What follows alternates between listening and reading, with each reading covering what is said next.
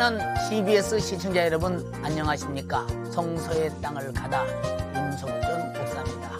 오늘 또 제 옆에는 오택현 교수님, 그리고 우리의 모든 신학적 궁금함을 풀어주실 감리교 신학대학 구약학 교수이신 왕대일 교수님 나와 계십니다. 교수님들 나와주셔서 감사합니다.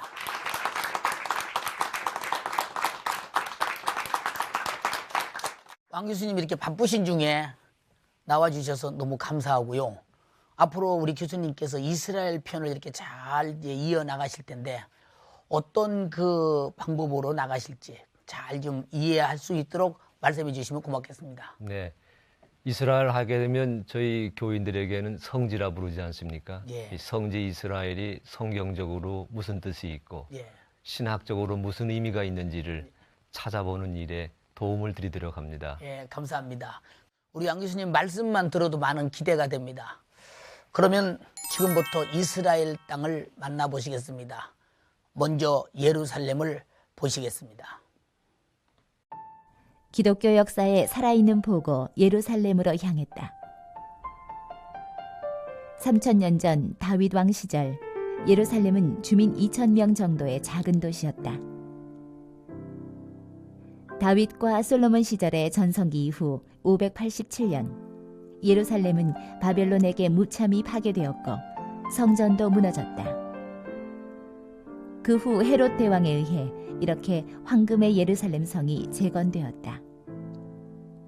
하지만 로마 디도 장군의 습격은 예루살렘 성을 완전히 폐허로 만들고 말았다.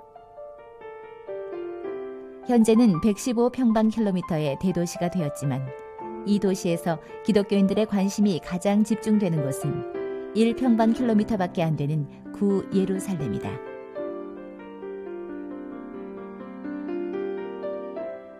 이 중 예수 당시 대제사장이었던 가야바의 집 아래층 다윗 무덤은 예루살렘의 주요한 역사적 성지 중 하나이다.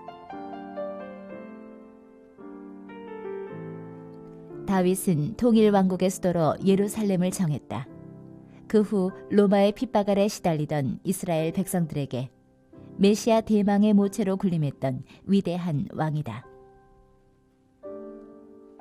예루살렘 성지 중 또 다른 거룩한 역사적 장소는 바로 성묘교회로 가는 길과 연결되는데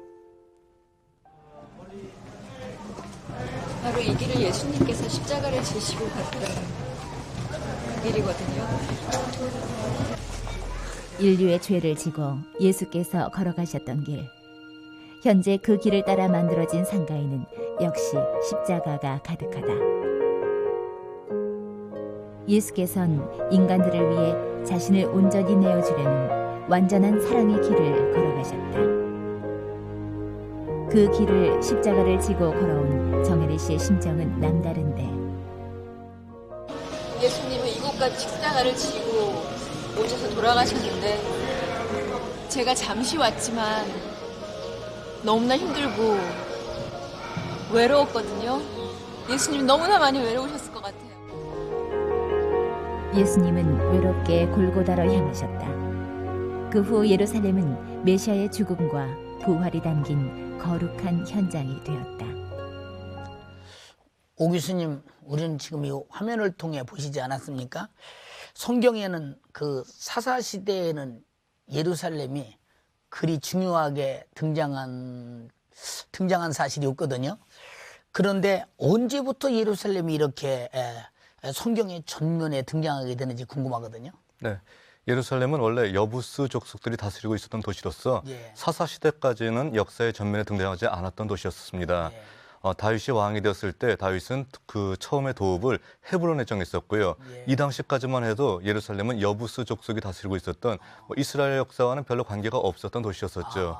자, 다윗은 왕이 된 다음에 사울의 잔존 세력과 기나긴 전쟁을 벌이고요. 또 그 세력 다툼을 아주 크게 벌이게 됩니다. 예. 이때 사울의 잔존 세력이 다윗에게 와서 항복을 하고 다윗은 명실상부한 통일왕국의 왕으로서 첫 발을 내딛게 되었던 것이죠. 예. 근데 그 당시에 다윗에게 해결해야 될 커다란 문제가 하나 있었습니다. 어떤 문제냐면은 우리나라에도 동서간의 지역 감정이 있듯이 이스라엘에는 남북 간의 지역 감정이 있습니다. 유다와 그리고 나머지 지파들 사이의 지역 감정이 사사시대 이전부터 뿌리 깊게 내려왔기 때문에 다윗이 만일에 남쪽에 속해 있는 도시인 헤브론을 수도로 해서 계속해서 통일왕국의 수도를 이끌어간다고 하게 되면 북쪽 사람들이 굉장히 반발할 것이 눈에 보이듯이 환하게 보일 수 있다는 것입니다. 그래서 다윗은 통일왕국의 수도로서 예루살렘을 선택합니다. 왜 예루살렘을 선택하게 되냐면은 예루살렘은 북쪽에도 속하지 않고 남쪽에도 속하지 않은 도시였었습니다. 그러니까 그 도시를 선택해서 남과 북이 힘을 합해서 아무데도 속하지 않은 예루살렘을 점령해서 우리 통일왕국의 명실상부한 수도로서 만들자 이렇게 얘기했던 것이죠.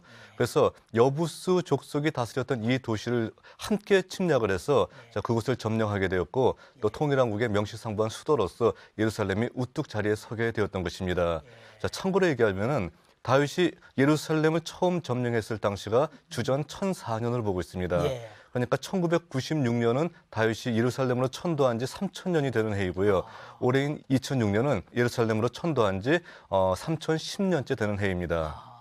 그렇군요. 오 교수님, 우리는 그 예루살렘을 향하여 거룩한 도시, 또 우리가 신성한 도시 이렇게 생각하지 않습니까? 왜 예루살렘이 이렇게 거룩한 도시요 신성하게 된 도시가 되었는지 알고 싶거든요.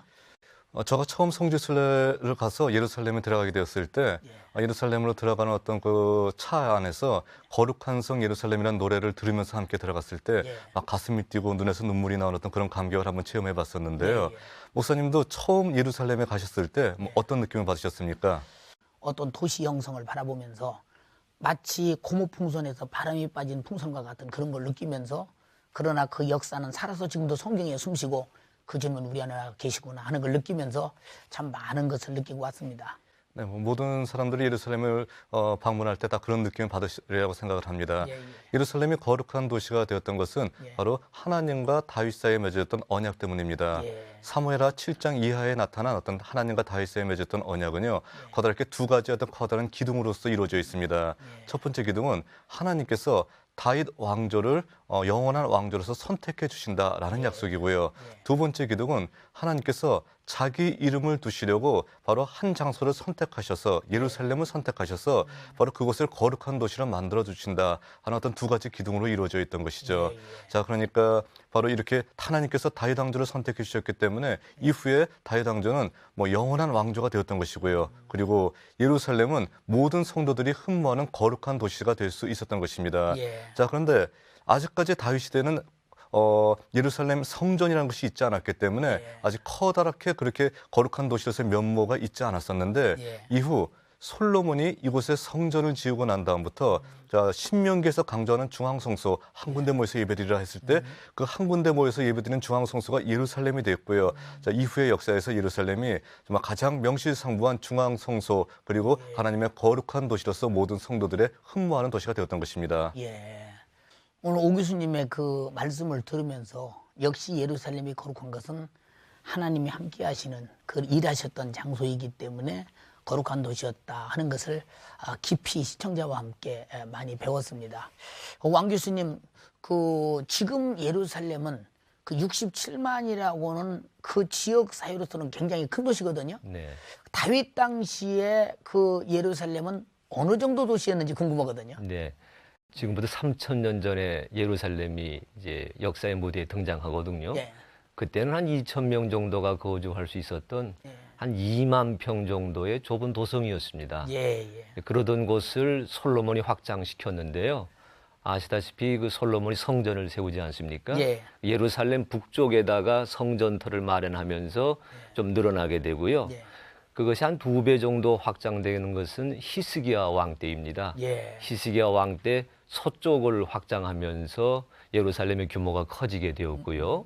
그러다가 느헤미야 시대를 거치면서는 조금 작아졌지만은 그 구약 성경과 신약 성경의 중간기 시대에 해당되는 그때의 하스몬 왕조라고 있었습니다. 주전 한 2세기, 1세기경인데 그때 그 북서쪽에 그 궁전터를 마련하면서 그것이 한 4배 정도로 큰 규모로 성장하게 되죠. 그러다가 이제 예수님 당시에 오게 되면 지금 현재 동예루살렘, 지금 현재 우리가 찾아보게 되면 성지라 말하는 예루살렘 전체를 커버하게 되는 그 엄청난 도성으로 커지게 되는데 제가 찾아보니까 한 55만 평 그런 규모의 당시의 그 기준에서는 대단히 많은 8만 명이 거주하던 대도시로 성장하게 되었습니다. 처음에 시작은 2만 평 정도로 시작했는데 55만 평이 됐다는 것은 27배 이상이 늘어났다는 것이군요. 네, 그 그렇습니다. 왕들의 그 계속 변화에 따라서 네. 참 이렇게 수많은 변화에 따라서 예루살렘은 2만 평에서 55만 평까지 커졌습니다. 우리 그 예루살렘으로 한번 가보시겠습니다. 한 민족이 자유를 회복했다는 것은 전난의 역사를 극복하고 민족 정신의 본향을 되찾았음을 의미한다. 자유민주주의 국가 이스라엘의 과거도 전난의 역사였다. 그 증거물이 통곡의 벽이다. 주후 70년 로마의 디도 장군에 의해 이스라엘은 처참히 무너졌다. 현재 예루살렘 성전은 이렇게 서쪽 벽만 남아있다. 어린아이부터 노인까지 전 세계 유대인들은 이 아픈 과거의 장소에 이렇게 소망의 메시지를 남겨놓고 있다.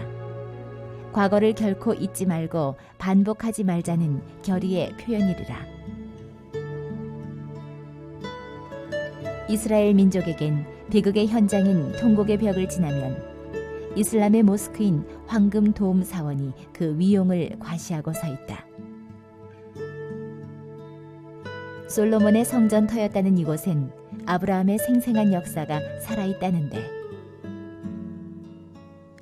아들 이삭을 바치라고 명하셨던 하나님의 말씀에 그대로 순종했던 아브라함, 그때 사용했던 제단이 바로 이 바위라고 한다. 이렇게 아브라함은 하나님이 행하신 믿음의 시험을 순종으로 통과했고 믿음의 조상이 되었다. 그러나 현재 이곳은 이슬람 모스크다. 솔로몬이 하나님께 바친 성전터에 이방의 신전이 서 있는 예루살렘. 그러기에 예루살렘은 아직 진정한 자유를 회복하지 못했다. 여호와를 의뢰하는 자는 시온산이 요동치 아니하고 영원히 있음 같도다. 산들이 예루살렘을 두름과 같이 여호와께서 그 백성을 지금부터 영원까지 두루시리로다. 왕 교수님, 화면을 통해서 우리가 예루살렘에 이렇게 보지 않았습니까? 네. 그 다윗이 이룩한 통일 왕국의 수도 예루살렘에서 가장 중요하게 생각되는 데가 어딜까요? 당연히 성전이죠. 예. 우리가 예루살렘을 찾아가는 이유는 정치, 사회, 경제의 중심지였기 때문에 찾아가는 것이 아니고 예. 거기에 성전이 있기 때문에 찾아가는 거 아니겠습니까? 예. 그러니까 예루살렘에 상징하게 되면 당연히 성전입니다. 예. 그런데 이제 성전을 우리가 얘기하게 되면 조금 이제 그 종교학자들의 얘기에 귀를 기울여 보고 싶은데요. 예. 종교학자들은 이제 성전을 하늘에 이르는 통로 그렇게 얘기했습니다. 저희들이 역사를 보게 되면 되게 높은 곳에 예. 성전이 있었거든요. 예. 하늘에 닿기 쉽다고 하는 그런 뜻이겠죠. 또 어떤 경우를 살펴보게 되면 산 속에 동굴에도 있었습니다. 예. 그러니까 성전은 음부의 세계에 가까이 갈 수 있는 곳 그렇게 여겨졌거든요. 그래서 종교학자들은 이제 그 성전하게 되면 하늘에 이른 통로 그렇게 얘기했기 때문에 예. 그런 시각에서 본다면 예루살렘 성전은 예. 하늘에 계신 하나님에게 찾아가는 관문의 역할을 한다고 말씀할 수 있습니다. 예. 하지만 신학적으로 말하게 된다면 사람이 하늘에 가는 길목이기보다는요. 예. 하늘에 계신 하나님이 우리를 찾아오실 적에 예. 자기 이름을 두시려고 선택하신 곳 바로 그곳이 성전이란 더 뜻이 크다고 생각합니다. 아멘. 예. 우리를 찾아오셔서 예. 자기 이름을 두시고 예. 거기에 거주하시면서 예. 우리와 임마누엘 하신다고 하는 그 의미가 예. 성전의 뜻이고요. 그 뜻이 예루살렘을 가장 고귀하게 하는 그런 장소가 아니겠는가 생각해 봅니다. 예. 그 오 교수님 찬송가에 보면 그 예루살렘의 말이 많이 나오고 우리가 그 성악가들이 그 예루살렘을 할 때 보면 막 그 우러나는 막 예루살렘 예루살렘 아주 가슴이 찡하거든요. 그런 그 예루살렘이 하늘에서 내려온다고는 그 말세에 관한 얘기가 있지 않습니까? 이 예루살렘이 이렇게 묘사되고 있는데 그 이유가 무엇인지 궁금하거든요. 네, 왕정 시대까지 예루살렘은 예. 중앙 성소로서 굳건한 자기 위치를 차지하고 있었습니다. 예. 그런데 바벨론 포로 상황 속에서 예. 굉장히 이 신학에 대해서 위기가 닥쳐오게 되는 것이죠. 예. 자, 아까 말씀드렸듯이 다윗 언약은 커다란 두 개의 기둥으로 되어 있습니다. 예. 영원한 왕조 다윗을 선택했다. 또 하나는 하나님의 이름을 두시려고 거룩한 성 예루살렘을 선택했다. 자, 두 가지인데요. 자, 바벨론이 쳐들어왔을 때 다윗 왕조의 마지막 왕이었던 시드기야가 두 눈을 뽑히고 그리고 결박을 당한 다음에 예. 바벨론에 가서 죽임을 당합니다. 예. 자, 그리고 예루살렘 성이 많은 사람들 보는 앞에서 처참하게 무너지게 되는 것이죠. 예. 이랬을 때 하나님의 언약이 과연 아직도 유효한가? 하나님께서 힘이 없어서 바벨론 신에게 진 것 아닌가 하는 굉장히 어떤 다윗 언약에 대한 신학적인 위기가 초래하게 되었던 것입니다. 이런 상황에 대해서 제사장, 예언자, 서기관들이 위기의 역사에 대응하면서 다윗 언약을 재해석하게 되는 것이었습니다. 그러니까 눈에 보이는 다윗 왕조는 망했지만 눈에 보이지 않는 다윗 왕조는 아직도 계속되고 있는 것이고 하나님께서 분명히 그 다윗 왕조 가운데서 한 사람을 선택해 주셔서 기름을 붓고 우리 이스라엘을 회복시켜 주실 것이다라고 하는 메시아에 대한 기대 사상으로 다윗 왕조의 신학이 발전하게 되는 것입니다. 또한 눈에 보이는 예루살렘은 멸망했지만 하나님께서 눈에 보이지 않는 예루살렘을 예배해두었다가 마지막 날에 새 예루살렘으로서 이 땅에 도래시킬 것이다라는 예루살렘을 종말론적인 대망의 장소로서 승화시켰던 것입니다. 그래서 많은 사람들이 예루살렘은 비록 멸망했지만 자, 예루살렘, 눈에 보이지 않는 예루살렘이 장차 임할 것이고 바로 그것이 새 예루살렘에 대한 희망, 종말론적인 대망이 되었던 것입니다. 그러니까 우리가 예루살렘에 대해서 많은 노래를 부르고 있고요. 또 저 예루살렘 새 집으로 우리가 들어간다라는 어떤 이런 찬양을 부르고 있는 가장 커다란 이유는 종말론적인 대망의 장소로서 승화된 예루살렘을 찬양하고 있는 것이다 얘기할 수 있을 것입니다. 그렇군요. 예, 이렇게 그 종말론적 기대가 아주 상당히 깊이 나올 정도로 이스라엘은 역사 속에서 많은 그 환란을 겪었다고는 증명이 지금 나오고 있습니다. 왕 교수님, 예루살렘이 겪어야 했던 순환의 역사에 대해서 좀 자세히 말씀해 주시겠어요? 네, 지금 오 교수님 말씀하신 것처럼 예. 예루살렘이 당한 순환의 역사를 이제 정치적, 사회적 이유에서 볼 수도 있고요. 예.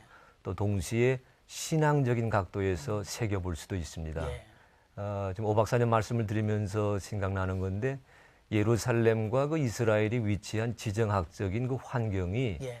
남쪽으로는 애굽, 예. 또 북쪽으로는 히타이트가 있는 터키, 또 북동쪽으로는 아수르가 있었고 바벨론이 있었고 예. 이렇게 사면이 당시의 열강들이 포진하고 있는 그런 모양새였거든요. 예. 자연히 정치적으로 사회적으로 예루살렘은 그 전란에 휩쓸릴 수밖에 없었습니다. 예. 근데 재미있는 것은 여러 차례 전쟁이 있었지만 예루살렘은 결코 무너지지 않았었거든요. 예. 그렇기 때문에 저희가 시편에 보게 되면 네. 시온은 구원의 산성이라는 말씀도 그래서 나왔습니다. 예. 하지만 예루살렘은 주전 587년에 당시의 세계 최강의 군대였던 바벨론의 느부갓네살 군대에게 패망당하고 맙니다. 예. 그래서 아시다시피 이스라엘 백성들, 유다 백성들이 바벨론의 포로로 끌려가지 않습니까? 예. 그래서 포로로 살다가 돌아와서 515년에 예루살렘을 다시 중축하기도 했지요. 예. 그리고 에스라 니에미아 시대를 거쳐서 예루살렘이 계속 이어지는가 했었는데요. 그레코 로만 시대가 시작되고 로마가 전 세계를 장악하게 되면서 AD 70년에 가서는 그만 그 예루살렘이 완전히 무너지고 말게 됩니다. 예. 이렇게 이제 그 정치적 사회적으로 그 예루살렘과 이스라엘을 점령해야만 전 세계를 통일할 수 있었다고 하는 그런 이유가 있었기 때문에 역사적인 아픔을 겪었던 자연스러운 도성이 되었지요. 하지만 신앙적으로 저희가 생각해 보게 되면 그런 정치적인 까닭 말고도 깊은 뜻이 있습니다. 예. 왜 예루살렘이 그런 역사적인 아픔을 겪었는가? 예. 하나님께서 선택하시고 자기 이름을 두시려고 마련한 이 땅에 세운 하나님의 성전인데 하나님께 대한 순종을 다하지 못했어요. 말씀을 따라 살지 못했던 저들에게 선지자를 보내시면서 일깨워 주셨는데 계속 불순종했거든요. 불순종한 저들을 깨우치기 위해서 하나님께서 채찍에 막대기로 사용하신 것이 역사적인 아픔이 아니었나 그렇게 생각을 하게 됩니다. 실제로 성경을 보게 되면 예레미야가 그런 말을 하거든요. 느부갓네살 왕을 하나님이 세우신 목자라고 말하고 있거든요. 그만큼 역사적인 아픔을 통해서 신앙적으로 깨우치라고 하는 그런 뜻이 예루살렘 순환의 역사 속에 새겨져 있는 것 같습니다. 예. 우리도 어떤 순환이 오든지 순환이 오면 원망부터 하지 말고 우리가 하나님 앞에 무엇을 깨달아야 되며 어떤 잘못을 했는가를 느끼면서 자기 반성 속에서 자기를 아주 하나님으로 잘 복받을 수 있는 사람으로 만들어가는 것이 좋지 않겠나. 예루살렘을 통해서 좋은 교훈이 됩니다. 우리 오 교수님, 왕 교수님 나와주셔서 궁금한 거 많이 열어주시고 또 저도 많이 은혜가 됐거든요. 우리 많은 시청자들이나 방청객들 중에서는 욕심이 많아요. 왜냐? 더 알고 싶은 욕심이. 그래야 아마 질문이 있어서 질문을 좀 받아보셔야 되겠는데 질문을 받아보시겠습니다. 예, 오 교수님께 여쭤보겠습니다. 찬송가에 보면 며칠 후 요단강 건너가 만나리라는 찬양이 있는데 이 찬양도 예루살렘과 관계가 있는 것인가요? 네, 맞습니다. 며칠 후 요단강 건너가 만나리 했을 때 많은 사람들은 요단강을 건넌다는 것은 죽음의 선을 넘어간다는 것을 의미하고 있다라고 알고 있고요. 또 만나는 장소는 영원한 천국으로서 우리가 알고 있습니다. 그런데 지리적인 입지로 봤을 때 요단강을 건너서 만난다라고 하는 것은 예루살렘을 의미하고 있는 것이죠. 그런데 여기서 얘기하는 예루살렘은 눈에 보이는 예루살렘이 아니라 종말론적인 대망의 장소로서 승화되었던 또 주님께서 거하고 계신 바로 그 예루살렘을 얘기하고 있는 것이죠. 그러니까 우리는 자연스럽게 종말론적인 대망의 장소로 승화시킨 다윗 언약을 알고 이 찬양을 부르고 있다고 얘기할 수 있습니다. 예, 저는 왕 교수님께 여쭤보겠습니다. 말씀을 들어보면 예루살렘은 하나님께서 택하신 거룩한 도시라고 말씀을 하셨는데 오늘날에는 테러와 그리고 총성이 끊이지 않는 어떤 이렇게 세계의 화약고처럼 변해버린 것 같습니다. 저희들은 이런 부분들을 어떻게 해야 되는지 한번 말씀해 주시겠습니까? 네, 참 좋은 질문 감사합니다. 굉장히 중요한 질문입니다. 예루살렘을 하나님이 선택하신 도시인데 왜 이렇게 전쟁과 전쟁이 끊이지 않느냐? 그 질문에 저희가 대답하기 위해서는 예루살렘의 자취를 역사적으로 다시 한번 살펴봐야 되거든요. 예루살렘은 기독교인들에게도 성지가 되고요. 유대교인들에게도 성지가 되고요. 이슬람 교도들에게도 성지가 됩니다. 서로 자기네만의 성지라고 우기다 보니까 그 땅을 차지하고 싶은 욕심이 많이 생겼어요. 그래서 전쟁이 일어나고 종파간 분쟁이 일어났습니다. 이런 아픈 역사를 보면서 우리 교인들은 어떻게 해야 될까?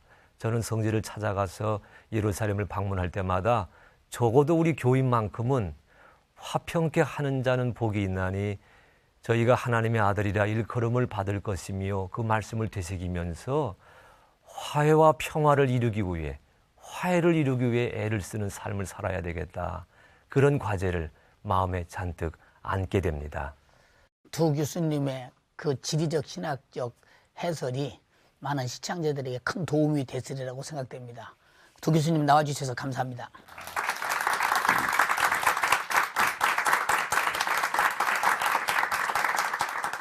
예수 그리스도는 다윗의 뿌리에서 나오셨다고 했습니다. 그러므로 예수 그리스도는 이 땅에 오셔서 우리 인간과 하나님과의 범죄한 죄, 그 죄를 십자가에 달려 피 흘려 죽으시고 인간과 하나님 사이를 화목하게 했습니다. 그 화목의 절대적 증거로 성령님이 우리 안에 와 계시면서 우리와 하나 된 것을 말해주고 있습니다. 다윗도 바로 하나님이 저는 내 마음에 합한 자라고 했습니다. 바로 예수 그리스도의 십자가의 피의 공로로 구원받은 죄사함 받은 자 하나님과 하나 되었기 때문에 성령님은 우리 안에 와 계십니다. 우리 모두 언제든지 하나님 안에서 신령한 하나님과의 관계, 이웃과의 관계 속에서 화목을 이루는 예루살렘 도시가 남북의 화목을 이루고 전 세계의 모든 사람들에게 예수 그리스도의 위대한 복음 증거의 도시가 된 것처럼 우리도 모두가 다 하나님과 화목, 이웃과의 화목 속에서 아름다운 복음의 형성이 이루어지기를 바랍니다. 오늘 시청자 여러분 감사합니다. 다음 시간에 또 뵙겠습니다.